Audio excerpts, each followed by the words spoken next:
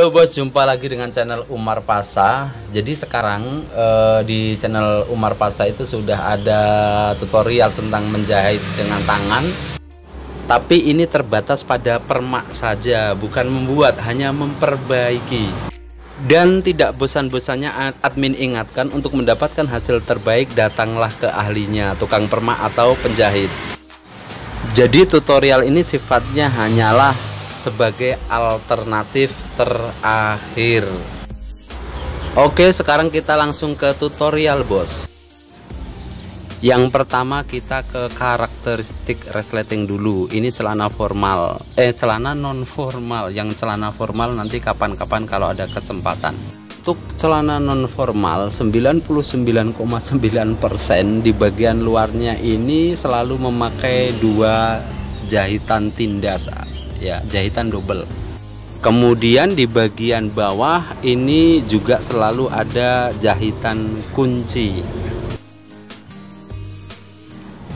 Nah, jahitan kunci ini sebenarnya adalah jahitan kunci untuk kain pelapis bagian dalam.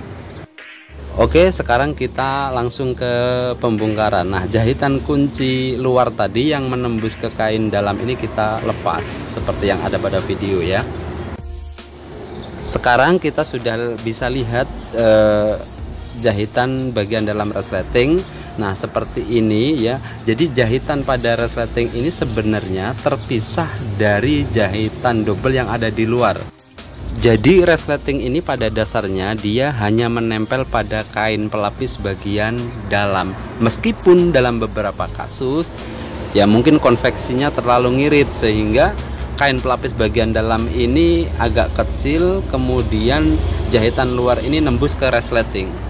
Sekarang resleting bagian kiri ini kita lepas. Caranya yang bagian atas ini jahitannya kita bongkar sedikit saja, sekitar 2 cm. Berikutnya resletingnya kita bongkar sampai ke bawah.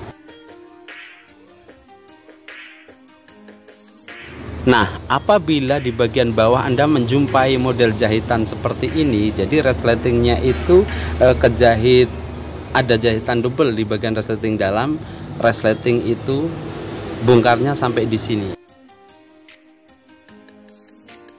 Jadi jangan sampai jahitan double di bawah resleting ini kita bongkar ya. Resletingnya kita gunting saja. Cara mengguntingnya di atas 2 jahitan double tadi. Berikutnya kita bongkar resleting bagian kanan. Nah, untuk resleting bagian kanan jahitan luar ini kita bongkar saja. Nanti bisa kita ganti pakai jahitan tangan. Toh nantinya dia akan tertutup semacam ini. Nah, jadi meskipun dijahit tangan tidak kelihatan dari luar, karenanya kita bongkar saja nanti. Admin loncat saja videonya. Cara bongkarnya sama dengan yang kiri tadi. Nah, bedanya adalah ini juga jangan sampai ke bawah, jadi hanya sampai pada jahitan tindas bagian bawah resleting, kemudian kita gunting sama seperti yang sebelah kiri. Jadi sekali lagi jahitan tindas ini jangan sampai terbongkar ya, jangan sampai dibongkar. Berikutnya sisa-sisa pembongkaran seperti benang ataupun serabut kita bersihkan supaya nanti steril. Karena kalau nanti banyak serabut, ada benang-benang, ini bisa merusak resleting. Nah, ini dia resletingnya sudah dibongkar ya. Berikutnya kita sediakan resletingnya. Nah, untuk resleting pengganti ini usahakan yang hampir sama kualitasnya. Begitu juga dengan panjangnya. Kalau nggak ada, mending beli yang agak panjang, jangan yang kependekan. Nah, bagi Anda yang jauh dari penjual resleting, Anda bisa manfaatkan resleting celana yang sudah tidak terpakai itu kita ambil. Tapi untuk hasil terbaik mending pakai resleting yang baru. Belilah kalau ada ya penjualnya. Sekarang kita ke pemasangan resleting ya. Kita mulai dari sebelah kiri atas. Nah, sebelum resleting ini dipasang ya, bagian bawah resleting kita mulai dari bagian bawahnya ya. Bagian bawah resleting ini kita samakan posisinya dengan bekas yang lama. kemudian kita luruskan ke atas ya. Kalau semisal resletingnya ini kepanjangan ya, jangan sekali-kali memotong bagian bawah resleting. Jadi yang di bawah yang dipotong itu adalah bagian atas. Berikutnya bagian atas ini kita masukkan ke waistband ya, yang tadi kita bongkar 2 cm, kemudian kita jahit yang kuat ya. Sebisa mungkin jahitannya jangan nembus keluar dulu ya. Kalau ndak bisa, kalau semisal kok tetap nembus juga ya mau bagaimana lagi. Jahitan bagian atas ini jahitan yang sangat vital, jadi jangan sampai nanti terlepas. Kalau terlepas nanti jahitan ke bawahnya bisa terlepas semua juga. Setelah sampai ujung kemudian kita ikat yang kuat ya. Lanjut, sekarang kita jahit yang bagian ke bawah resleting sebelah kirinya ya. Sebelum dijahit kita luruskan ya, seperti mengikuti bekas resleting yang lama. Nah, agar resleting ini nanti tidak geser-geser pada waktu dijahit ya, setelah kita tarik bagian ujung bawahnya ini kita jahit kunci dengan kain pelapis bagian dalam.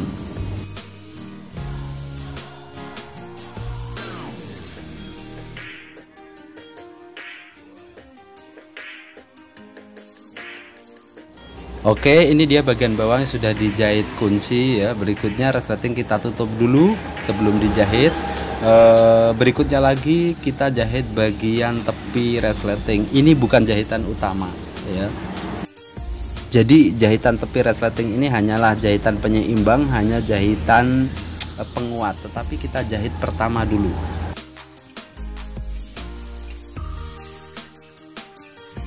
Jadi kurang lebih seperti ini nanti jahitannya ya. Jadi dijahit sampai ke atas. Ini nanti admin potong saja videonya, dan jahitannya jangan sampai nembus keluar. Jadi hanya pada kain pelapis bagian dalam.